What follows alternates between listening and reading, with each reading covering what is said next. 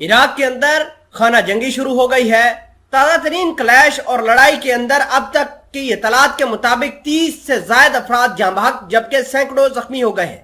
عراق کی صورتحال بدل رہی ہے اور خانہ جنگی کی طرف لوگ جا رہے ہیں۔ کل کویت نے اعلان کیا تھا کہ جتنے بھی شہری ہیں، جتنے بھی کویت کے لوگ ہیں یا امبیسی ہے، وہ بند کر دی جائے اور وہاں سے لوگ جلد از جلد نکل کر کویت واپس آ جائیں۔ آج امریکہ نے اپنی عراق کے اندر گرین زون کے اندر اپنی امبیسی بند کر دی ہے اور اپنے جتنے بھی ملٹری اتاشی تھے یا پھر ڈپلومیٹک مشن کے لوگ تھے ان کو نکال لیا گیا ہے، اور حالات اس قدر تیزی سے آگے بڑھ رہے ہیں کہ ایسا لگتا ہے کہ جیسے اب گورنمنٹ اور مقتدر الصدر کے جو حامی ہیں آپس میں کلیش کریں گے اور کافی بڑے لیول پر کلیش ہوں گے۔ گورنمنٹ کے جو پاس سپورٹ ہے وہ ایران کی ہے اور دیگر عرب ممالک کی ہے، جبکہ ان کے مخالف مقتدر الصدر جن کے حامی آج کل صدارتی پیلس کے اوپر چڑھ دوڑے ہیں، صدارتی پیلس کے اوپر قابض ہو چکے ہیں، وہ اصل میں ڈیولپمنٹ کر رہے ہیں، وہ ان سب کے خلاف ہیں، ایران کے بھی خلاف ہیں، امریکہ کے بھی خلاف ہیں۔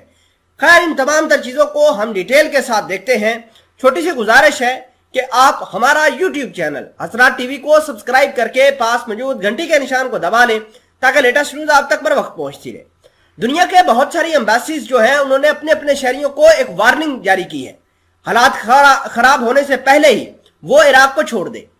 کل کویت نے اعلان کیا تھا اور کویت نے اپنی امبیسی بند کر دی تھی، اور آپ کو یہ بتا دیں کہ جو لوگ کویت کے عراق کے اندر پھنس گئے ہیں وہ اب وہیں پر رہیں گے،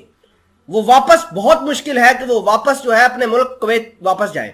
اگر ہم بات کریں امریکہ کی تو امریکہ نے آج صبح سویرے اعلان کیا ہے کہ وہ اپنی امبیسی کو بند کرنے جا رہے ہیں اور اپنے ڈپلومیٹک لوگوں کو نکالنے کی بھرپور کوشش کر رہے ہیں۔ حالانکہ امریکہ بہت کم ایسا ہوتا ہے کہ امریکہ اپنی امبیسی کو بند کرتا ہے،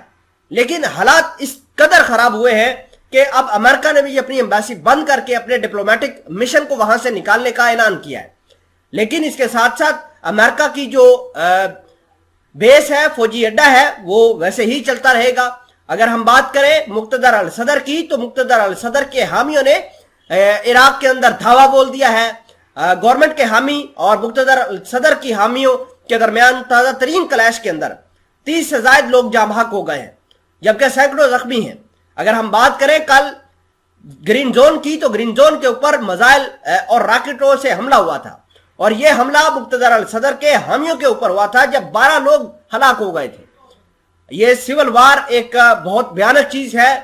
کس طریقے سے اس نے سیریا، لیبیا اور دیگر ممالک کو تباہ کیا۔ یہ حالات آپ کے سامنے ہے، یمن کے کیا حالات ہیں، یہ سچویشن آپ کے سامنے ہے۔ اگر حالات عراق کے بھی اس طریقے سے بڑھتے رہے تو وہ دن دور نہیں جب پولیٹیکل انسٹیبلٹی سول وار کے اندر تبدیل ہو جائے گی،